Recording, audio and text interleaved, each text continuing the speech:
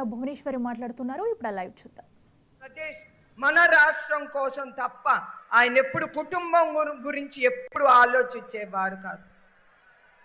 అట్లాంటి నాయకుడు మన చంద్రబాబు నాయుడు గారు. అట్లానే కాకుండా మన కార్యకర్తల్ని వీళ్ళు వదలలేదు. ఈ రాక్షస ప్రభుత్వం కొన్ని ఘటనలు నా జీవితంలో నేను మర్చిపోలేను. మన కార్యకర్తలు నా బిడ్డల మీద జరిగిన అరాచకాలు. నందనం సుబ్బయ్య ఆయన శాండ్ మాఫియాని ఎదుర్కొంటే అక్కడికక్కడ చంపేశారు. అట్లానే మాచర్ల చంద్రయ్య ఆయన కూడా పట్టుకుని జై జగన్ జై వైసీపీ అని ఆయనకి కత్తి చూపిస్తే కూడా ఆయన బెదరకుండా జై చంద్రబాబు జై తెలుగుదేశం అని ఆయన కన్ను మూశాడు. అక్కడికక్కడ ఆయన్ని నరికి చంపేశాడు. మన కార్యకర్తలు మనం ఊరుకోకూడదు.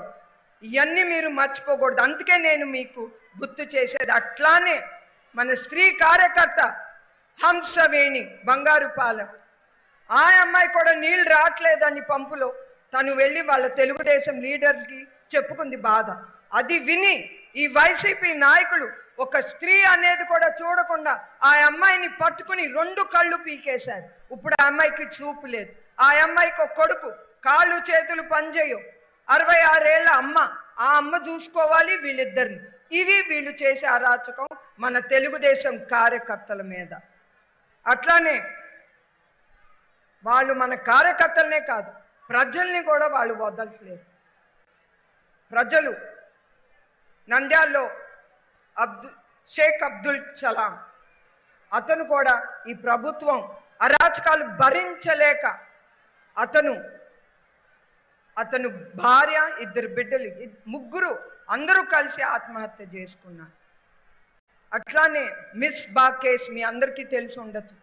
స్కూల్కి వెళ్ళే పిల్ల, ఆ పిల్ల నంబర్ 1గా నుంచునేది క్లాస్లో. ఆ పిల్ల మీద కూడా ఈ వైసీపీ నాయకుడు అతని కూతురు నంబర్ 1గా ఉండాలి క్లాస్లో అని ఆ పిల్లని హింసించి వేధించి ఆ అమ్మాయి తట్టుకోలేక ఆ చిన్నపిల్ల ఆత్మహత్య చేసుకుంది. ప్రజలను కూడా వదలట్లేదు వీళ్ళు.